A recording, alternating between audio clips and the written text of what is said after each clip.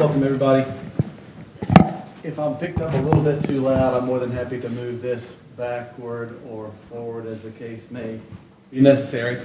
But I won't do a lot of talking tonight, so you can all hold your applause for later. Welcome to the September 4th, 2018 City Council work session. Let the record reflect that all council members are present, save Myosha Crawford. She's still working and hopes to join us as we move along. Getting started tonight, we'll move to the city administrator report. Mr. Probst. Thank you, Mayor. Just a couple things to go over of interest. You'll notice on our webpage, if you log on to monroega.com, we have a little pop-up survey on quality of life initiatives. We would like to get as much feedback as we can from our citizens. There's 6 or 7 simple questions where you can rate different aspects about quality of life within the city of Monroe. So that would be fantastic if we can get as much participation on that as possible. You can find it on our webpage through the pop-up. If you missed the pop-up, you can navigate to the administration section of the webpage, and then also reference our Facebook or social media pages. It's posted there today as well. You will notice a little bit more movie or TV show filming around town. This will carry on through September 14th. It's not going to be as disruptive as the last few, I don't believe, especially to the downtown businesses and to traffic. There's a few closures that we have posted, and we've posted that online, so make sure everybody checks our social media pages for those closures each day as this filming goes along. We'll be sure to keep everybody updated. Most of the closures are very intermittent, so it's not like day-long closures or 2-day closures. It's just for a few minutes while they film a scene, and then it's opened back up. Last week, we also closed on our downtown green. That was a big deal down there at South Madison and Davis Streets. From there, we'll be master planning the site. And hopefully our SPLOST referendum will do well later this year, and that will help us to complete that project. Between now and then, we're just going to try to clean it up, get the space usable for the general public, and start making that an asset for our downtown. Fantastic, thank you. Friday night with the concert and filming going on at the same time, The filming will not take place until midnight. Okay, so they're going to be doing that after the concert is closed out, and that will be at the downtown green. So they're setting up the big stage. That is not for public use. That is only for the filming of this show. So just remind all your folks that that's what's going on over there. It's not a city event, but that will happen after the concert on the first Friday. It's going to be a late night. Any questions, Mr. Probst? Hearing Mr. Bailey, Central Services update. Please, sir. Thank you. A couple things on facility side. Obviously, you can see the landscaping is underway. Pretty much everything's been torn out. It actually, to me, already looks better. It looks more open. All we need is a little mulch and grass put back. They started putting in plants today. Just as I had said in the last meeting, the reason we were taking the crepe myrtles out from around the building is it pretty much had destroyed our drainage system. So we redid all of that. We were lucky enough that we already had the pipe on hand, so we didn't have to pay for material. Just the labor part of it, which shouldn't be that bad. The irrigation has worked out pretty good, so it shouldn't be that big of a cost there. So here in the next couple of weeks, barring rain, I think we should be done or close to done. I've already got a couple of companies that have quoted pressure washing to go back and clean everything up. Pressure wash all the concrete areas around City Hall, which already needed it, but I figured we would wait till all this was done.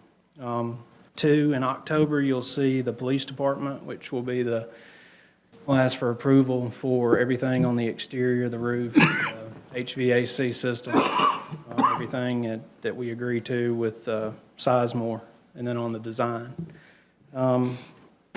Community garden, I know the pilot park, and everything made it into the Tribune, where we're looking for essentially a committee at this point.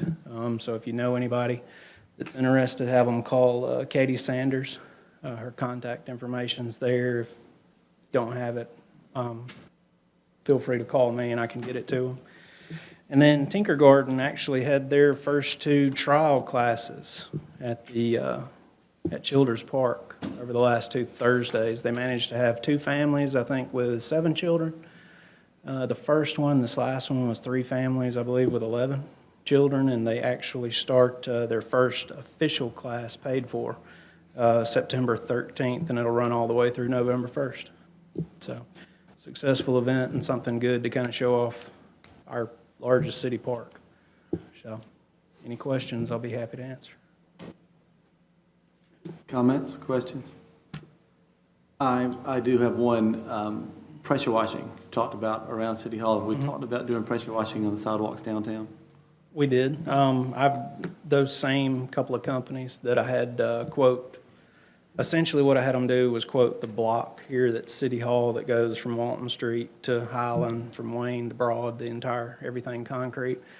Then I told them to quote the sidewalks going from Highland all the way to Church Street on both sides. And it's going to be a number that's a little higher, I think, than you expect, but it's something that we can discuss, something we can possibly put in the budget for next year to look at doing. And then I know that we had talked about planters and some different things, taking irrigation system that's downtown right now that's a bit of a disaster, and fixing that to where it'll directly water the planters so you're not spraying water everywhere, and then Public Works and dealing with it if it freezes over and all that good stuff. So, yeah, we have had that quoted. Terrific, thank you. Thank you. I'm thinking that's it. Moving to committee information, finance. Mr. Bradley? Yes, Ms. Thompson has a report for us. On the finance report that you have in front of you, I'm going to point out a couple of different things. On the general fund, under expenses, there's 2 line items that are showing a little bit more of an increase this year compared to last year. One of those being fire and the other being police. The police is because of the new Walton Plaza payments that we have on that building, and that were an increase for 2018 that we did not have in 2017. And in fire, those are due to the SAFER grant, the additional employees that we have due to the SAFER grant, and for the equipment, salaries, insurance, and things of those along that line. And also about $50,000 for fire prevention. That's a new budgeted item for 2018 for community outreach and education. And both of those items, although they're an increase over 2017, those are still well under budget for the 2018 budget. So just wanted to point that out. And for the SAFER grant, we did receive a reimbursement of $36,000 in the first quarter of this year, and we've put in for a $70,000, $70,000 in the second quarter that we should be receiving. And on over into the utility expenses, several of those line items show an increase in 2018 compared to 2017. Central services, prior to this year, the Central Services Division only included our field service technicians, which is also known as our meter readers. And this year, we've included additional employees and expenses which fall under Chris Bailey that he has been utilizing in the area. So we've put that all under what we call Central Services. Electric is increased. That's due primarily to the cost of sales earlier this year. Due to the colder weather, and also the increase in construction in progress. Telecom shows an increase that's due to the cost of sales in the cable division, and also construction in progress. Sewer and water, that's primarily due to the CDBG project that we had going on, which was a grant, and $500,000 of that will be reimbursed through that grant. Gas is due to cost of sales, again, the same reason as electric, and construction in progress. And Gouda was broken out last year and not under utilities. It was its own division, so now it's under utilities. So that did not have a line item last year in 2017 under utilities. Again, all these are still well under budget for the 2018, even though they do show an increase compared to the 2017. A couple other things, we did receive about $69,000 from FEMA for the Hurricane Irma cleanup from last year, and we're set to receive additional funds. We don't know how much those will be, but they should be released in the next couple months. An update on the new software, business license and permitting is still scheduled to go live at the end of this month. And I held a budget meeting with all the department heads last week, and they, as well as I, are all working on the 2019 operating budget, and we hope to bring that to you in the coming months. And that's all I have. Question on the expense item on the fire department you talked about. Will the grant money be booked as an offset to salaries and line items here? It'll be set, it'll be as a intergovernmental revenue at the top, under revenues. It'll be in that intergovernmental line item at the top. Okay, so the expense will show up, for example, salaries increase, but the grant will not be, is that correct? It won't show under expenses, but it'll be an offset, correct, under a revenue. And a question on the increased expenses over last year on the utilities. I know you said overall we're running the budget this year, but are those specific line items that you mentioned running under budget or just for the total? Well, the construction in progress, they're running well, yes, well, within budget. They were all budgeted items within the capital budget, operating the capital budget. Good, thank you.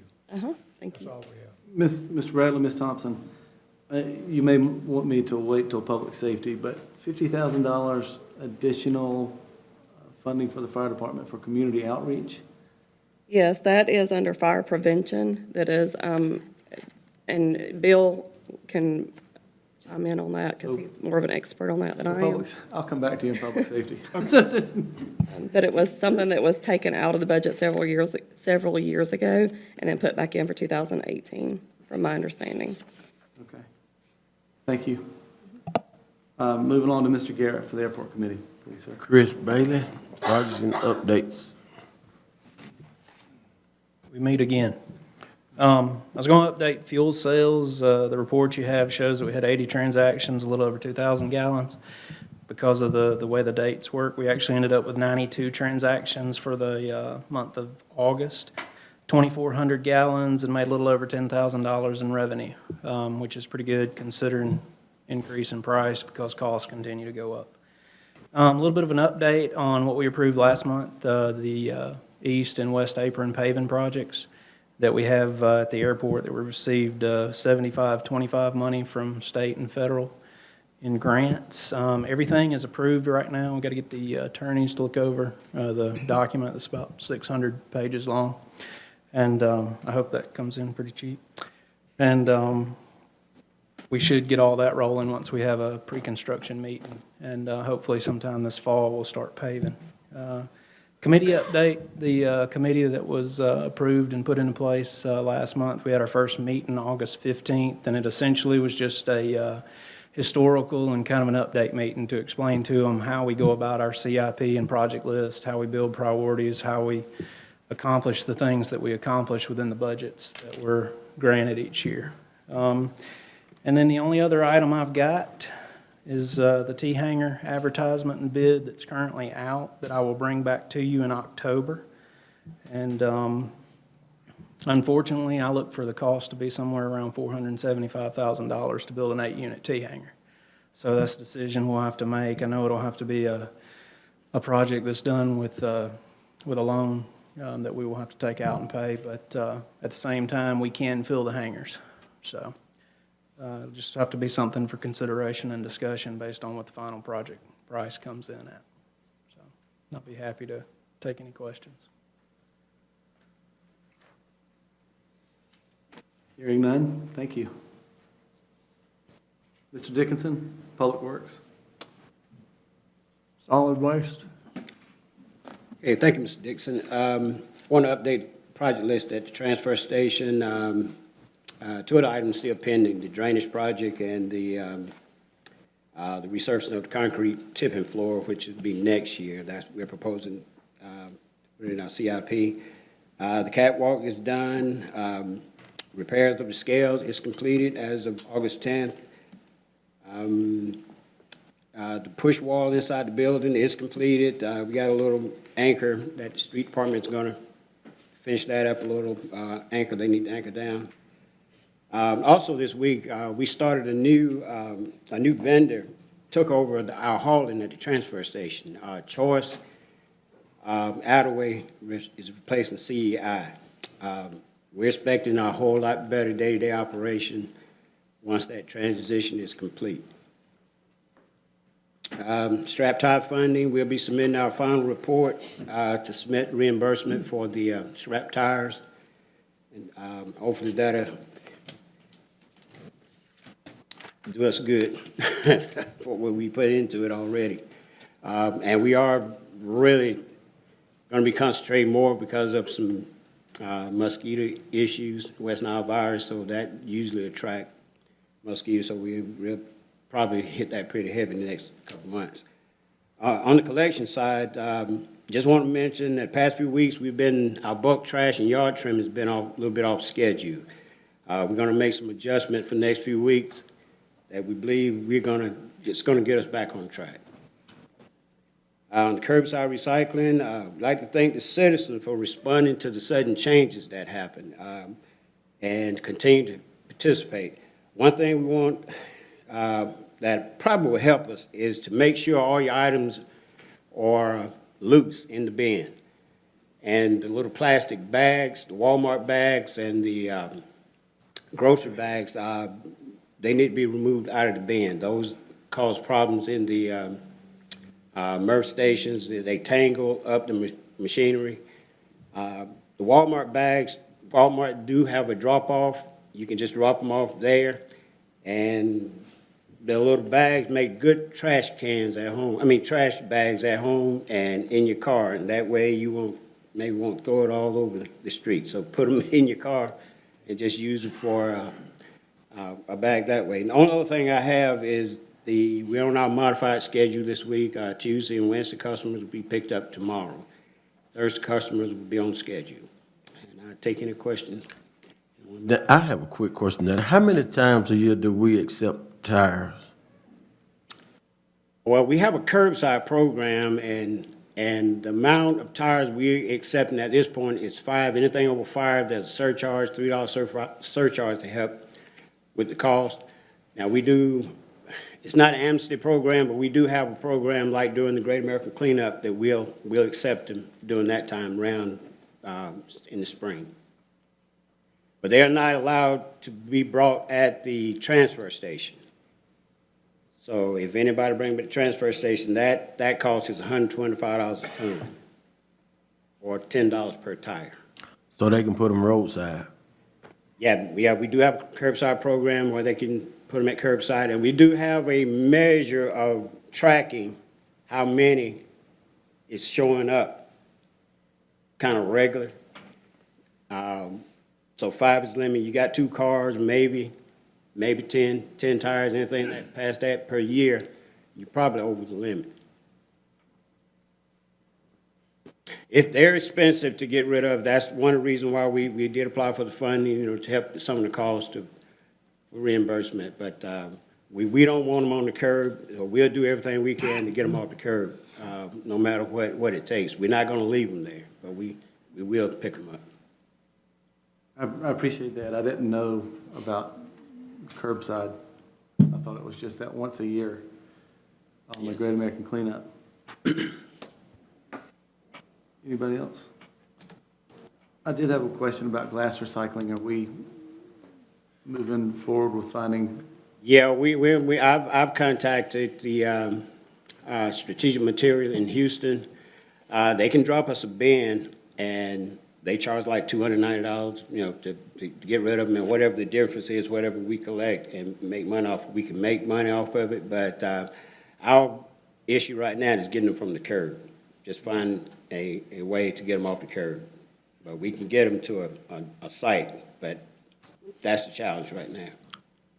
To keep the material whole, keep from, breaking, and that kind of thing. All right, thank you. Streets and transportation. As Mr. Steele mentioned last month, we have been in our LMIG project phase. We started with the deep patching. We finally had some favorable weather in the last couple of weeks, and we were able to finish up the deep patching, which is the first phase of that. We have started last week into the resurfacing phase, the second phase of that project. We've completed 3 streets as of this afternoon. We have 7 more to go. So within the next few weeks, you'll see us moving around town, trying to finish the resurfacing of those last few streets. We started, as you can see on West Highland Street down here, we started doing the rehab of the sidewalk. We got one section complete, and because moving into the resurfacing of the roads in our LMIG, we had to pull those crews and move them into the asphalt. Once we finish with our asphalt, we'll move those crews back down there and let them continue with the sidewalk. And every week, we continue to tackle the right-of-ways with the mowing. Right now, with the paving, the resurfacing, we had to pull those personnel to help do traffic control and help with that. So once we're finished, we'll really put them back out there and try to tackle that. The rain's slowed down, so the grass is not growing as fast, but it's going to creep back up on us. So we'll get back on that pretty soon. And clarify that last thing you said, I'm sure I heard you. During the time that you're doing paving, you do not do street side? That is correct, Mr. Bradley. We, because of the intensive amount of labor needed, hands needed to do the asphalt and resurfacing, we have to shut down everything else we're doing to focus on that. Just a question. I thought last year we hired additional staff just for the cutting. We have some, but now we're down several other members on the paving crew, so they've had to pull at the last minute to get that covered. And yeah, I'd be happy to answer any other questions you might have. That's all we have. Thank you, Mr. Dickinson. Thank you, Mr. Croy. Utilities, Mr. Little. Thank you, Mayor. Monthly report for electric and telecom, Mr. Thompson. Thank you, Mr. Little. Thank you, Patrick. In electric, we have been working with ECG to help us pressure Windstream to fulfill their role in our pole attachment agreements. And Commerce has had some good luck following this path. I have my first meeting with Windstream on Thursday, and we will see how that moves forward. We've had trouble over the past 5 or 6 years with them after they've had their big layoffs that have caused just slowness in them transferring from pole to pole. We've had a couple of line impacts that have caused outages over the city over the past couple of weeks. One was a tree service on Breelove that left his boom up. There was one very nice citizen that sent a picture to our police department. And without that picture, I don't think we could have got reimbursed, but we are being reimbursed for all that damage. There was also a piece of railroad equipment impacted the power lines on Walker Street, the little street down off that goes from Madison to Broad. Very little damage, but it did cause an outage. And we have talked with the railroad how that happened. I think that won't happen again. Our meter testing, our bi-yearly meter testing of our top 25 has started again. So you'll see my guy out testing those meters. This is just really a reminder to let you know, we test our top 20, 25 meters twice a year, and then we roll into the smaller meters as once a year and then every 2 to 3 years. MEAG was out today. They are now going to rebuild the 46,000 volt line from Breelove Drive all the way to Highland, placing those poles with either concrete or steel. If you'll remember back to the early 90s of the tornado we had, all those wooden poles are sort of back and forth down through there. None of them are straight. So they're going to replace all those wooden poles all the way up to Highland. That will only leave us with a couple of wooden poles left that I'm lobbying to get included in this project. We'll see how that goes, but so far, we've got 4 more than they promised originally. So we're gonna try to get the rest of them changed. That will cause us to go back and rebuild that line we discussed a couple of months ago.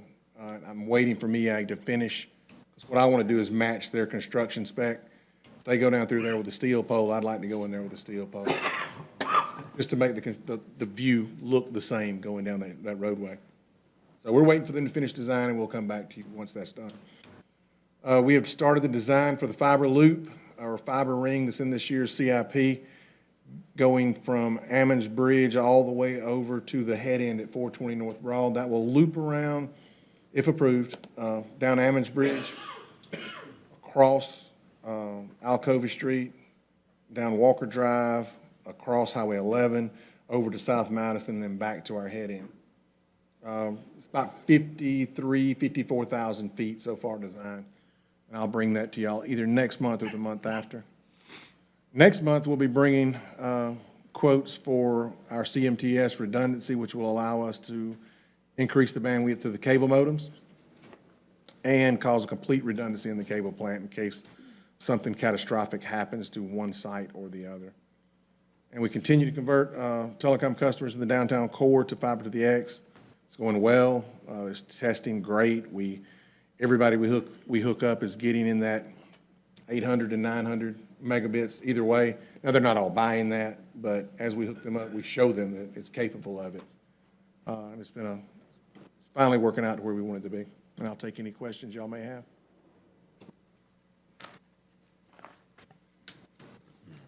Thank you, Brian. Thank you. The monthly water, sewer, gas, and stormwater report, Mr. Middlebrooks. Thank you, Mr. Little.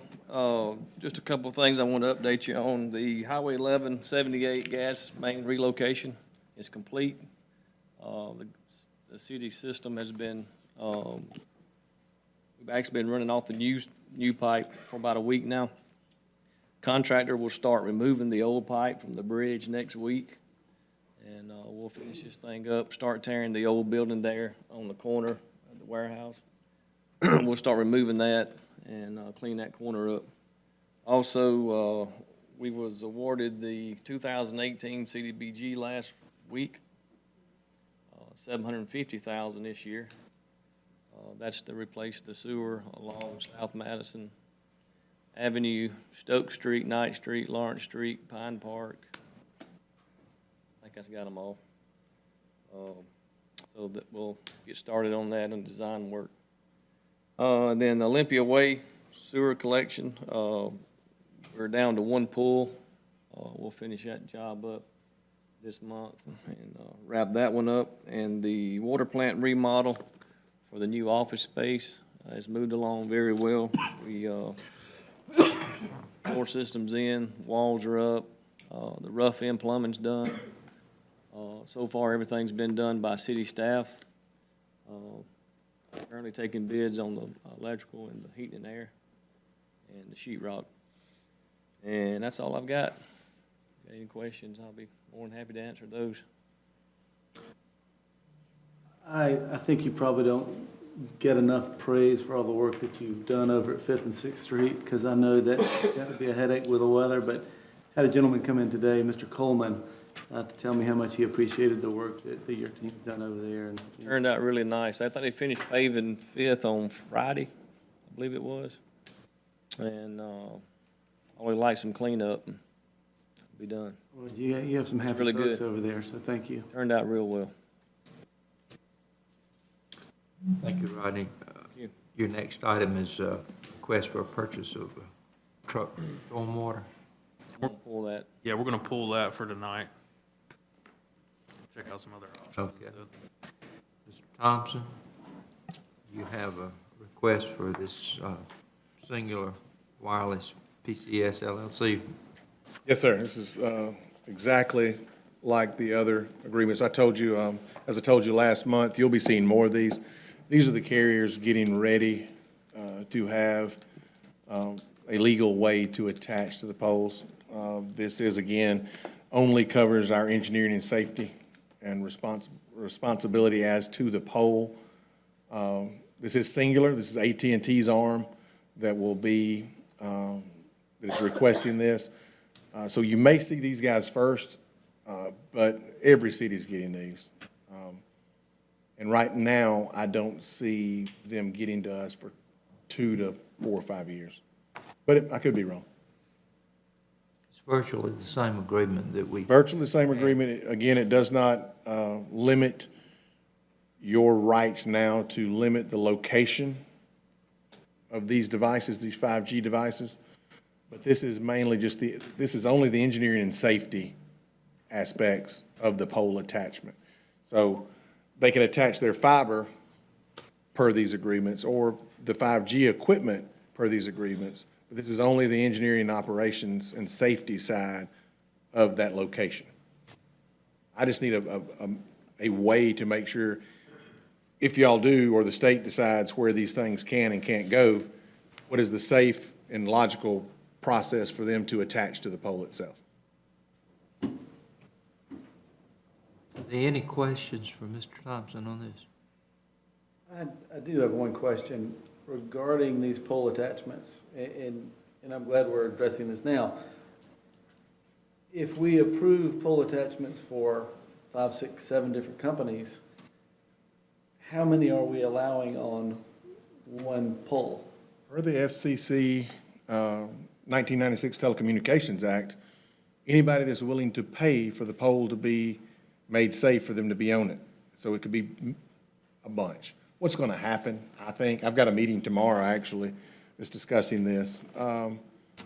There's going to have to be common pathway. That's why in that fiber loop I just discussed, we would put up the same product that we put up downtown. It's just 7 pathways in one connection. That way, we can either lease a duct to someone, or we could lease fiber to someone. Everybody can get in that one location, on that one spot on the pole. That's what we're preparing for the 5G to get here by placing that device, or that structure on there. That way, you only have one connection, and you can get up to, we take 4 of them, you get up to 3 extra carriers in that one spot. Now, if they're willing to pay the right amount of money, we'll build them another line down through there. Thank you, Brian. Then is there a motion that we approve the singular pole attachment agreement? So move. Motion by Mr. Adcock. Is there a second? Second by Mr. Larry Bradley. All those in favor say aye. Aye. Opposed? The motion carries. Thank you. Mayor, that's all we got. Thank you. Moving to public safety, Mr. Adcock. Thank you, Mayor. Monthly fire report, Bill. Thank you.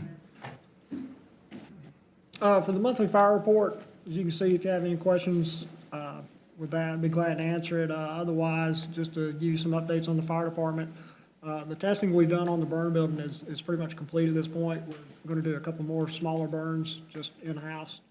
Again, just get more building reaction, but otherwise, the burn building's up and ready to go, and we're planning first burn in the month of October and second in the month of November. And then, of course, we're in September now, so we're gearing up for Fire Prevention Month, which is October. We're already got videos planned and everything else to get put out to the community. And then at the end of this month, we're wanting to kick it off with a Fire Safety Bash, which we're hoping to do an event in the downtown area somewhere so we can just bring people in. And again, more of a, just teach people about fire prevention, fire education. And you know, just, it really works. The only other thing we have going on is September 24th, if you haven't seen or heard yet, is the East Metro Firefighters Conference golf tournament, which helps pay for all of our training. So if you want to support that, come play golf with us. Be happy to answer any questions y'all have. The $50,000 community outreach increase in budget. Essentially what happened with that is the overall fire budget didn't change. And I guess what I see a lot of times on my side, what finance sees or what y'all see is a lot different.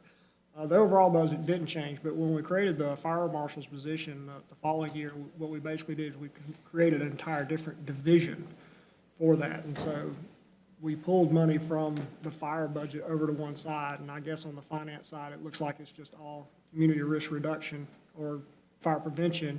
when in reality, we just shifted money, is basically what happened at the end of the day. And so it accounted for, you know, his vehicle, his tires, his gas that he spends, the equipment that he needs, the investigations, plus the, of course, normal thing, the fire prevention materials on top of that. So that's basically what happened with that. Does that explain it? Absolutely, thank you. Bill, what is this local number inbound summary? Page 101. As far as the call volume, or what's your question? What am I looking at here? I mean, I can see the call volume and the average duration and all that, but that's not 911 calls. No, these are not, these are just calls that come into the fire station. That was,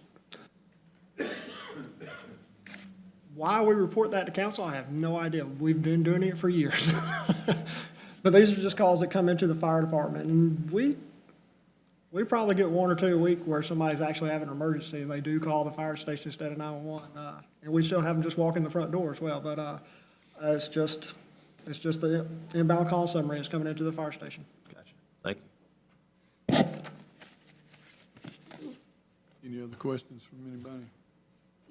Thank you, Bill. Yes, sir.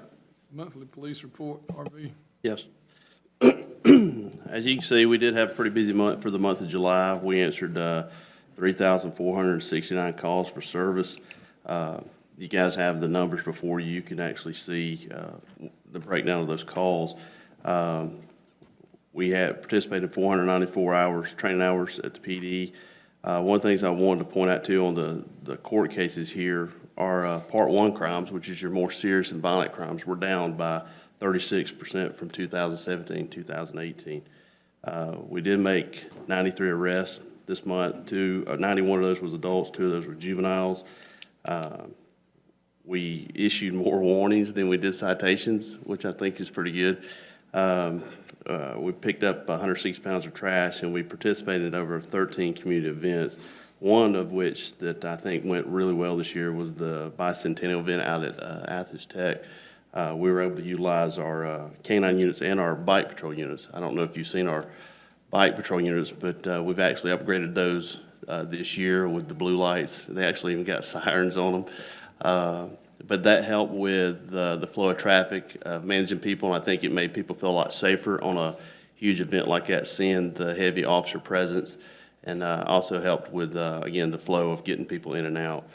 And one of the last things I wanted to mention was, I'm sure everybody's familiar with what happened yesterday at Covington with the officer who's still fighting for his life, and I think that our community, you know, I'm asking our community to continue with the prayers for that officer, his family, and for that neighboring city and that police department. And I'll answer any questions if anybody's got any. Thank you, RV. The next item is fire station re-roofing and exterior restoration. Mr. Bailey. Okay, this will be kind of a two-part explanation because there's two parts to the project, but it all goes towards one vendor if you choose to approve it. The replacement of the roof, something we've talked about for quite a while. This is for the removal of everything that's there, the repair of any decking.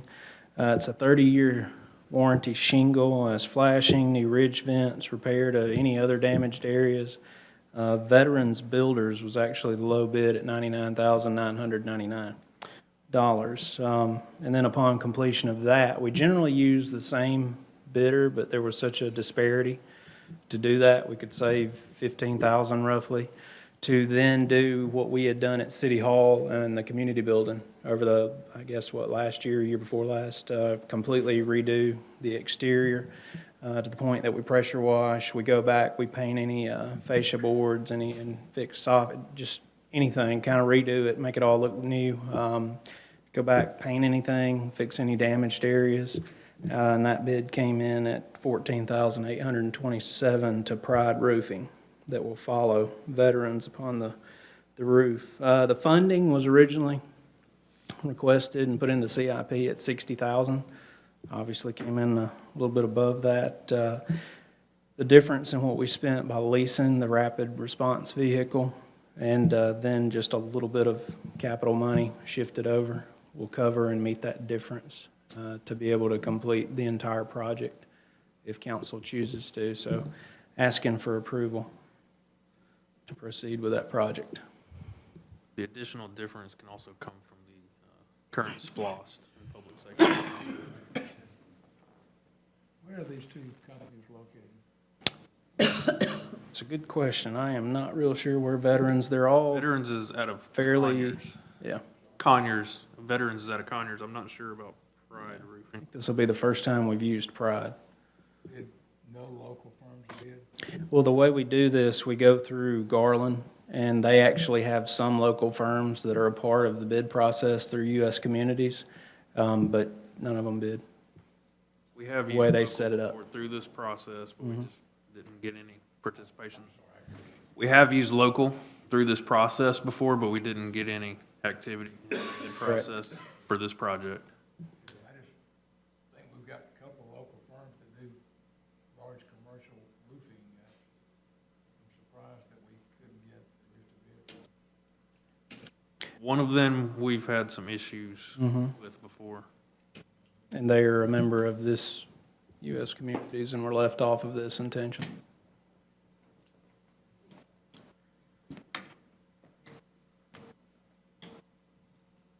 Any other questions? If there are no further questions, I need a motion to approve this expenditure, or to approve, take it before full council next week. I'll offer that motion. Have a motion by Ms. Malcolm, do I have a second? Second. Second by Mr. Ross Bradley. All in favor, say aye. Aye. Opposed? Motion carries. And we'll present that to full council next week for approval. Thank you. And that's all we have this evening, Mayor. Thank you, sir. Ms. Malcolm, Planning and Code. Yes, Mr. Kelly? Thank you. You have before you the monthly report covering the month of July for this year. If you have any questions about that, I'll be glad to answer them at the conclusion. I did want to mention about the repair and cleanup list that you have there at the end of that report. We have had quite a few demolitions that have been completed. We've got 4 more that are being processed now, going forward on cases for demolition or repair. And we have 2 open demolition permits that just need to be completed. We've extended those a couple of times for to work out real estate issues. So that's that part of the report. Then just some highlights of what's going on around town with the building. Well, Wendy's is finally underway, as I'm sure you all have noticed. They're doing a great job keeping things clean and orderly over there. Local Republic is working on their plans and should have something. They'll be going before the Planning and Zoning Commission for a certificate of appropriateness, I believe next month. Main Street, Walton Mills, the apartment complex at the Holders Mill, they're finalizing their plans. Hopefully, they'll get their plat finalized as well and get closed on the property, so we can move forward with that. Silver Queen, another project coming up that is doing great. We got their plans approved from the State Fire Marshal's office last week. So whenever they're ready and we get the plans finalized in review, they'll be ready to go. And Yurpai, another great thing going on in downtown. They're approaching completion of that project. So we're looking forward to standing in line and making our own pizzas. If you've got any questions, I'll be glad to answer them.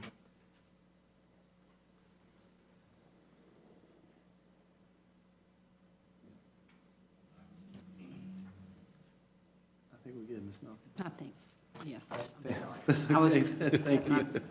I was reading something that I didn't catch. Economic Development, Ross Bradley.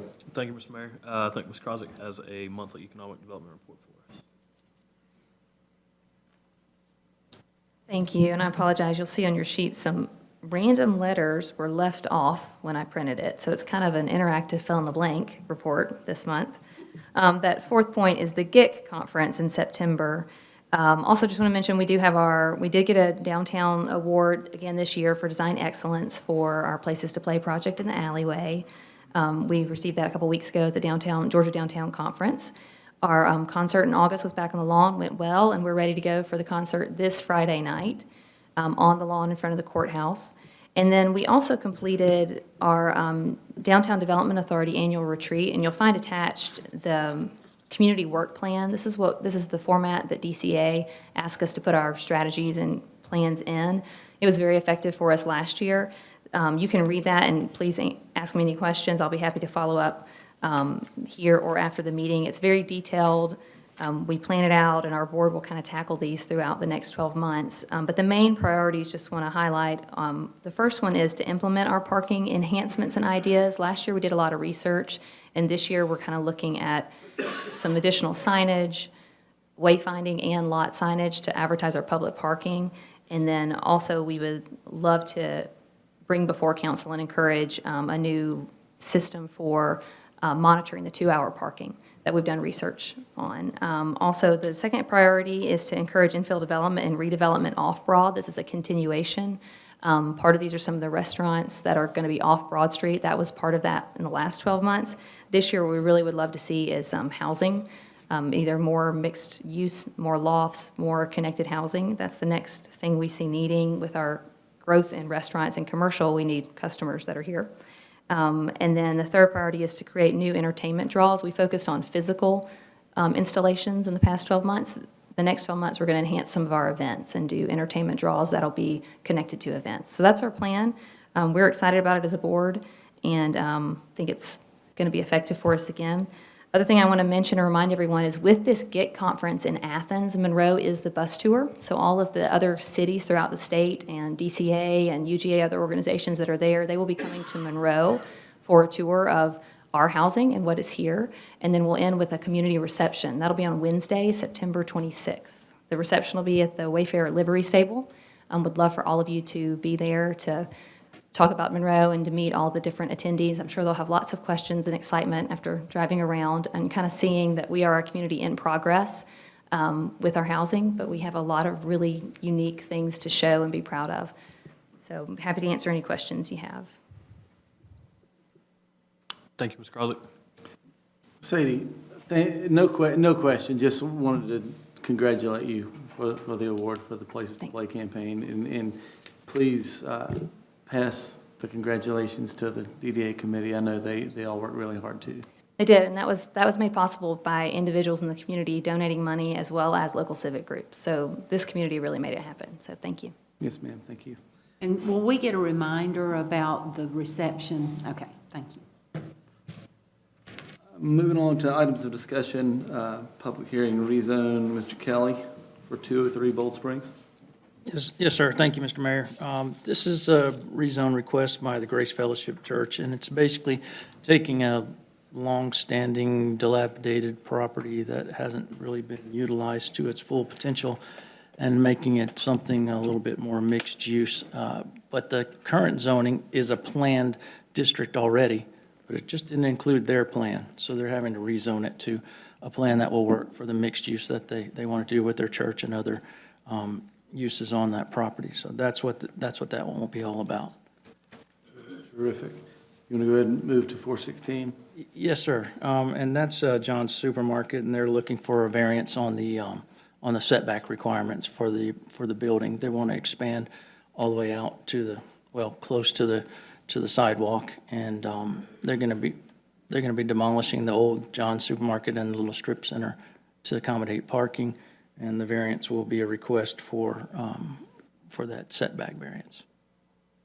Fantastic. Mayor, if I can, our firm represents Mr. Gregg and his establishment down there, so technically we will need to put that on record, and should there be any need for legal services, conflict counsel would need to be retained for that particular issue on that variance request for 416 South Broad Street. Yes, sir. Thank you, Mr. Rosenthal. Back to you, Mr. Kelly. Beer and wine package sales. I think we have 3 in a row. 4. Yes, there are 4 alcohol applications coming before you. So far, what we've got, they're all in order, and the applicants will be here if you have any questions of them next week. And that would go for all 4 of them if you want to consider that handled. Great, that takes us 3 through 6. Thank you. Sir. Number 7, the Housing Authority appointment. Ms. Mary Watson's term expires October 6th, and she would like to continue to serve, so we can open and shut that one next week. Move into the second reading of soil erosion, sedimentation, and pollution control ordinance. Mr. Rosenthal, this will be the second reading for this ordinance amendment. That's correct, Mayor. This is just to bring our soil erosion control ordinance in line with requirements of Georgia law. They require an update about every 5 years or so. Okay, great, thank you. Young Game Changers funding. Ms. Krozak, we have a big announcement to make. Yes, it was released today that Monroe will be the Young Game Changers community for 2019. And as part of that, we were expecting this, but today it's officially announced. It's in Georgia Trend magazine, it's on social media, and they'll be taking applications for participants to be Young Game Changers.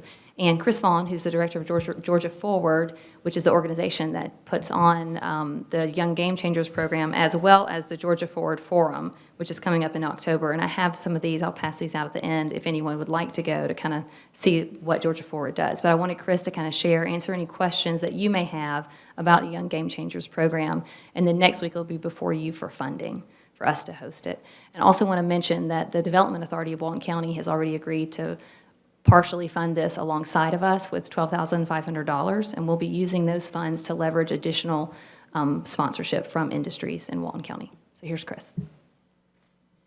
Thank you so much for having me today. I'm Chris Vaughn, Executive Director of Georgia Forward. Georgia Forward is a statewide, nonpartisan nonprofit working to strengthen communities, unite our state, and create a talent pipeline within Georgia. Our leading program is Young Game Changers, and this is a leadership action program where we bring 50 young professionals from across the state from all different professions and between the ages of 24 and 40. And in 2019, they will be focusing on Monroe, Walton County, and coming up with really creative solutions to some challenges here. I've had the privilege of working alongside a steering committee with Sadie and Logan and others to develop the framework for the program here in Monroe. And as of today, it is officially out there that we will be here in Monroe, Walton County in 2019. This will be an 8-month program. We'll start in January. We'll meet for 2 days in January, 2 days in March, 1 day in June, and make final recommendations on August the 9th next year. Our group will work virtually in between those days, and they are tasked with coming up with creative solutions to specific challenge questions that will work in this community, and they'll be working alongside community leaders. So you'll definitely be hearing and seeing a lot of the Young Game Changers. The class will be 50 young people. Strategically, 1/3 of the class will be from the Monroe community. 1/3 will be from Metro Atlanta, and 1/3 will be from Greater Georgia. The criteria is between the ages of 24 and 40 from any professional sector, and obviously from anywhere in the state. Those applications, you can apply online starting today through November the 1st at georgiaforward.org. So I'll take, you have a lot more information about Georgia Forward and the Young Game Changers program in your packet, including testimonials from both community leaders that we've worked in the, we've just finished our 7th community in Albany, Daugherty County last month. So you've got information from the 6 prior communities, as well as testimonials from participants that have been in the program. Are there any questions for Ms. Vaughn? Thank you so much. This, if you don't mind, because you're not getting questions, explain, I believe it was Columbus, maybe Albany, that had the river event plan that they ran with a basic question and how they came up with the answer. Right. So each community, I will preface this with each community we've worked in is different, and that's why we have a local steering committee to help with this program here. But we just finished in Albany, Daugherty County, and the neat thing about the program is that The participants in the program are so energetic and creative, and it really is some of Georgia's best and brightest young people coming to put these ideas together.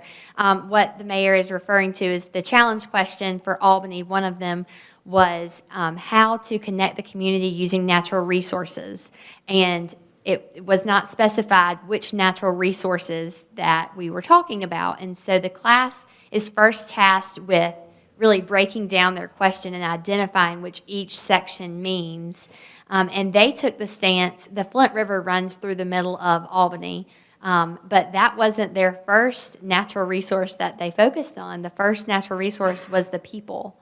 And so that was a really interesting take, and they came up with some great ideas. You can find their full report as well as the other 6 reports online as well.